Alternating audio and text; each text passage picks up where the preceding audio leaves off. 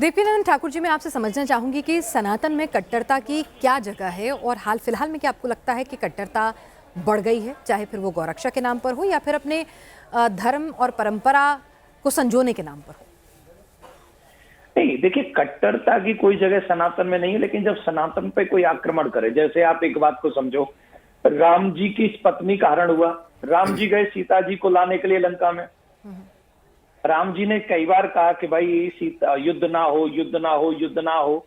इसके बावजूद भी अगर रावण सीता मां को देने के लिए तैयार नहीं है तो युद्ध करने को आप कट्टरता कहेंगे?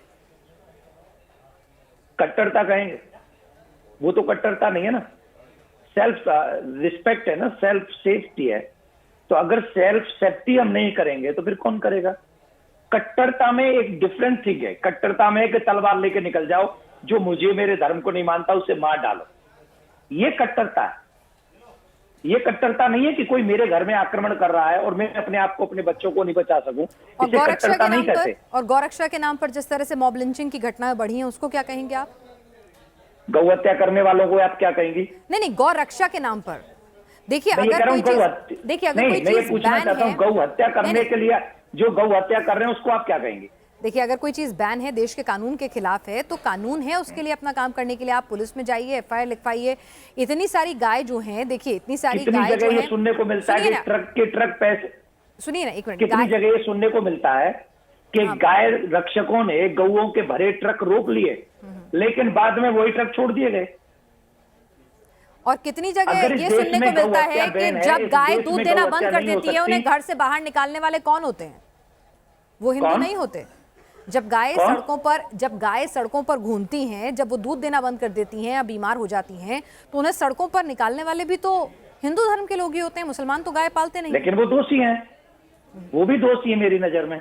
एज ए धर्म गुरु में कहूं, चाहे वो हिंदू हो चाहे कोई हो, जो गौ को दुख पहुंचाएगा वो दोषी है। पर क्या कानून अपने हाथ में लेना ठीक होगा? ये देश तो संविधान से चलता है। कानून अपने हाथ में नहीं लेना चाहिए, कानून में नहीं कह रहा हूं, लेकिन मैं ये कह रहा हूं, जो गौ हत्या करने वाले भी तो कानून अपने हाथ में ले रहे हैं ना। मैं तो सिर्फ उनकी कह रहा हूं।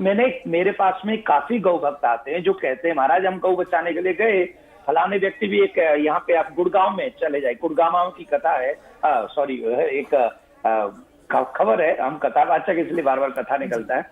गुड़गांव की एक खबर है कि एक व्यक्ति ट्रक रोकने के लिए गया और उस गौ रक्षक के ऊपर से पूरा ट्रक निकाल दिया। और ऐसी एक दो कहानी नहीं, ऐसी तमाम कहानियां हैं।